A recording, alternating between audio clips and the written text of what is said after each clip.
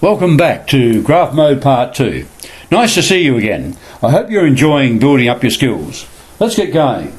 Let's select Graph Mode as before. Now to do that, if you remember, here it is in here.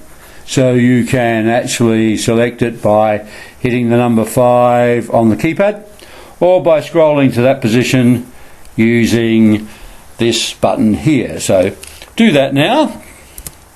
And here we are. Graph mode is highlighted, so that's what we need. And let's hit execute. And the functions are still there from Graph Mode Part 1. There they are in there. So let's delete them now. So can you find delete here? Here it is. So let's hit F2, and that will delete the one that is highlighted up the top there. So let's hit F2. And it asks us, do we want to delete the formula? So yes, we'll hit F1, and we see Y1 has gone. Now let's do it for the second function, Y2, by scrolling down to that position so that Y2 is highlighted. So there it is, Y2 is highlighted. Now if we hit F2 to delete, and then F1 to clear, then scroll back up, we will come to that position again. So we can go back to the Y1 position. So if you're not in that position now, just scroll up with that button there. Now what I'd like you to do is to enter a bit of a different looking function, a bit more interesting, this function, and I want you to enter y equals, what have we got here, x squared plus 5x plus 6. So if we enter that in that position, let's go through how we're going to do that.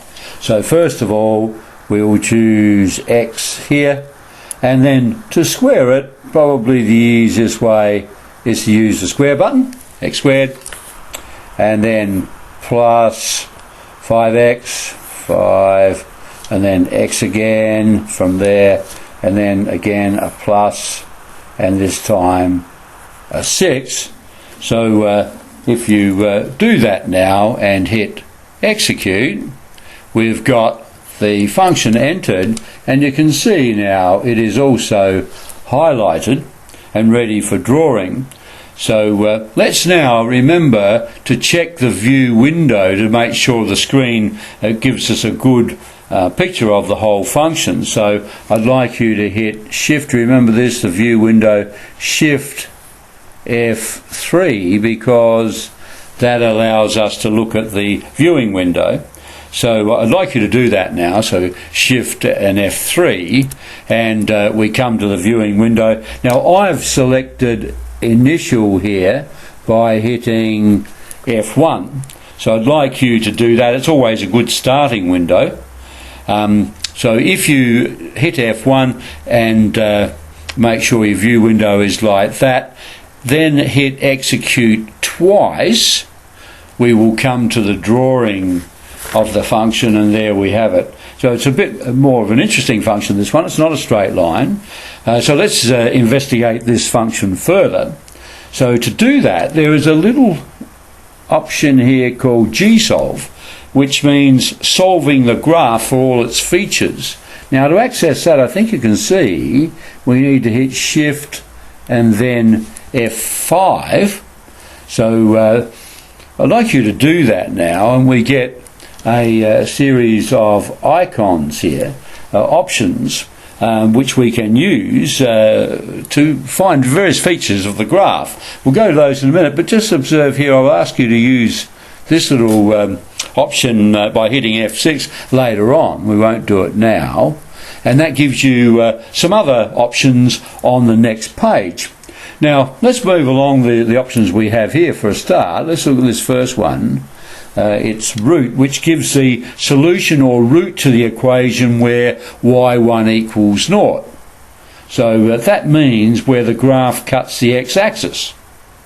So let's choose that one now by hitting F1, and if you do that, you can see that the first solution the calculator has come up with the crosshairs there, is a solution when x equals -3 and y is 0. So here it's stating it underneath here. So that's the first solution it's come up with. But we can see there is another solution. See this in here, that's hitting the x-axis in another position. So if we scroll across to that position using that button there, let's do that now, we see that that other position is where x is -2. Y is still 0, because all along the y-axis x is 0, all along the x-axis y is 0. And so we've got the two values. Alright, so let's go and find some other things about this function by hitting Shift and F5 again. And we go back to those options. We can see that the function has a minimum value. So it's down here at the bottom, the minimum value. So let's find the minimum by hitting F3, and if we do that, we find that we get the minimum point as x is -2.5 and y is -0.25.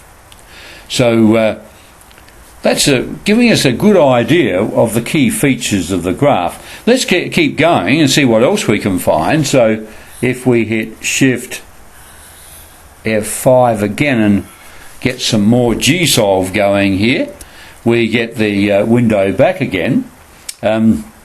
This time, shall we find where it cuts the y-axis, the y-intercept? To do that, we would hit F4. So let's do that now. And now it's told us that all along the y-axis x is 0, and it hits way up here somewhere at y is 6. We can't see it there, but it's hitting somewhere up at y equals 6. Let's do it again. Let's see what else we can find. Shift F5 to go Gsolve again. So I'd like you to do that. Now this time we've gone to the next window. So the window that was indicated from the previous page with that. So I want you to go to that window. And here, what's it saying? We can find a calculation for any y value by putting in a known x. It will calculate points on the graph if we tell it the x. So let's choose F1 there, and so let's do that now. And it's asking us to put in an x value, and it will give us the corresponding y on the graph. So in here we could enter, let's put in the value for x of -1. So remember, the negative sign is here, and so I'd like you to choose that and 1, and then if you push execute after you've done that, the crosshairs appear here, and it's saying you told me to find the y value when x is -1. The calculator says yes, I found it. The y value is 2. So let's do some more by again hitting Shift and F5 to solve for this graph now. So I'd like you to do that again, and I'd like you to go using this button to the next window, and this time choose Xcalc by hitting F2. So I'd like you to do that. So first of all, go to the next window, find the Xcalc by hitting F2, and let's have a look at what we get now. Yes, it says if you enter the y value in here, I will tell you the x value. It's calculating an x value on the curve for a given y. So let's put a y value of 1 in there just by hitting 1 and then hitting execute. If we do that, up come the crosshairs again, and it's indicating that for the y's one that we asked, the calculator has found, or fairly a long decimal here, x is -3.61, etc., etc. So it's saying when y is 1, that is one of the x values. But I say one of them because look here, in there somewhere, y also would be 1, wouldn't it? Level with the 1 on the, there it is, on the y-axis. So just in here somewhere. Alright, so can we find it in there? Well, this time we could scroll across by hitting that button. So I'd like you to do that now. And yes, it's popped across there saying yes, y is still 1, but there's another x value, neg 1 point, so just past neg 1 there, neg 1.3819, etc. So we're going, well, we're finding out a lot of things about this function using gsolve. Let's keep going. Shift F5 again to go back to gsolve. Here we go. Let's try and fool the calculator and ask it for the maximum value of this function. And it doesn't appear to have a maximum. It just keeps going up here, doesn't it? On both sides, just keeps going. So let's see what the calculator will say to us now. So I want you to choose max by hitting F2. So do that now. It's hard to fool the little critter, isn't it? It has said there is no maximum being found. Sometimes this also occurs if the maximum or other points are off the view window. So you have to watch that. But here, let's hit execute now, like the calculator has suggested we do. And we go back to this window. And there's an icon at the bottom now, which we haven't looked at before. It's called Style. Here it is in here. So let's choose that and see what that's got to offer. So hit F4. And, here it is. There are the different styles. Styles of what? Styles in which the calculator can draw the graph. So you can see the default here. The default is this first one here. So let's do something that looks a bit different. So shall we choose this style in which to draw our graph? So to do that, we would hit F3. So I'd like you to do that now. And you can see the style has changed up here to that dotted style that we chose. So let's now hit execute, and we get the graph back again in that different dotted style. So let's now hit exit, and we'll go on. I want you to hit exit, and then I want you to delete the function as we did before. Okay, so delete the function and have a clear y1 entry there. Now, I want to give you a more exciting function to enter so you can explore its graph with gsolve. And what we're going to do is to use this function. In the y1 spot, we're going to enter the function x cubed take 2x squared and then take x plus 2. Now this is a very busy looking function. We get cubing the variable and subtracting 2 times the square and so on. So we want to do this carefully in stages now. So I want you to enter, so here hit x, and then we've got to cube it. So here we have to raise it to a power. So we're going to have x raised to the power of, here it is here, 3. So I want you just to enter that much for a start now, and let's have a look at it. And you can see something interesting here. When you use this button as a power, then the cursor stays up in the power. Have to watch this because we want to bring it down to enter the next entry. So to do that, we hit that button there. So I'd like you to just hit that button and see how now the cursor is down in the normal line and not up in the power situation. So now we're ready to enter the neg 2x squared. Now just remember now, this is our function. So what we're going to do is to enter this part now. So it's subtract 2. Now what's this one? X squared is probably best done There's our X in there, and perhaps this time just use the square button, and then again we subtract. It's not this one, that means a negative, so we subtract the X and then add a 2, just as you would expect, entering each of those carefully.